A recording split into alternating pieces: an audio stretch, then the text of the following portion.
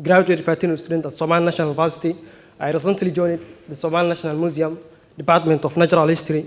I am researching the natural history of Somalia, flora and fauna, to prepare the museum, the first exhibition, permanent exhibition. My study title is, I want to present this study, assessing knowledge, attitude, practice regarding antimicrobial stewardship among livestock farmers in Banadir region. We set up this study to understand how farmers use antimicrobials and the awareness on responsible antimicrobial use. Antimicrobial stewardship crucial for public health. It promotes responsible antimicrobial use. There is a lot of studies suggesting there is antimicrobial residue in milk, which is conducted in Banadir. For example, a study conducted by members of Somali National University, they have found that 24% of prevalence antimicrobial residue in milk. And for that reason, lack of studies on KAP, which is knowledge, attitude, and practice, was conducted in Banadir region of Somalia. There is an urgent need for awareness and intervention. The methodology of this study was cross-sectional study design, which was taking a snapshot of people's perspective on antimicrobials. And this study was conducted in 5 districts in Mogadishu, Hodan, Karan, Yakhshi, Dainil, Darkeen, and Kahda. The sample size formula we used was Barlett, and sample size was calculated with 384, and sample technique was by positive number probability sampling.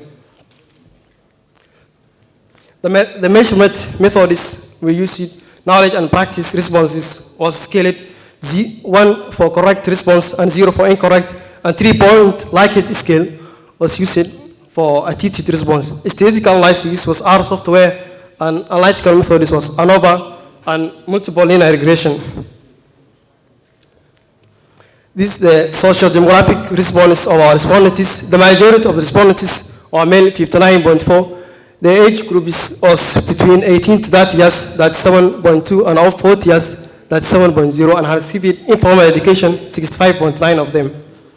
And out in the majority of livestock practiced traditional livestock system, 79.2, and primarily kept sheep and goats, camel, and had 5 to 10 years experience, 26 of them, and that 7 of them had 10 years of experience. And this knowledge, or in a pie chart, on the people's knowledge on antimicrobial resistance, 64 of them had good knowledge, and that 6 has not knowledgeable. And 55% of them has positive attitude, and 45% has negative attitude. In practice, 54 has had good practice on antimicrobial resistance, and 46 of them had bad practice. And this question is related to knowledge of farmers, owners and workers towards antimicrobial resistance. The basic question is antimicrobial use associated with harmful effects? 73.2 of them responded correct, and 26 incorrect. Antibiotics appropriate for all types of diseases for treating. 87 of them said correct, 12 both of them incorrect. This question is related to attitude.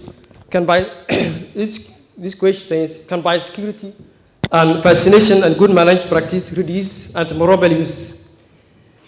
That one of them agreed, 27 stayed neutral, and 41 disagreed. Does antibiotic use in animals indirectly affect you and your family and customers? 24.7 agreed, 4% neutral, and 7.8 disagreed.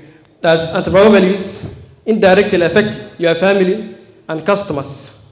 Yes. Can prolonged use of the same antibiotic drugs lead to antimicrobial resistance?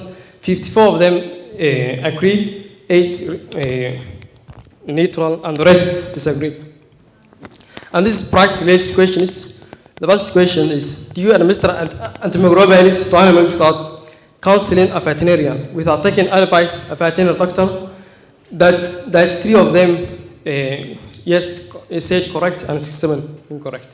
In my conclusion, they were all findings of this study underscore the importance of addressing knowledge gaps, promote responsible antimicrobial use, and implementing effective antimicrobial stewardship programs among livestock owners in Banadir region. Educational and awareness campaigns and strict regulations are essential components for a multi-sectoral approach to combat antimicrobial resistance. By addressing these issues, it is possible to mitigate the risks associated with antimicrobial use, reduce antibiotic residue, food practice, and safeguard public health. And this is the last sentence or a view of that encapsulates the objectives of One Health. One Health is when we recognize the interconnected of human, animal, and environmental health, we unlock the power to create healthier and more sustainable future for all. Thank you. Best wishes.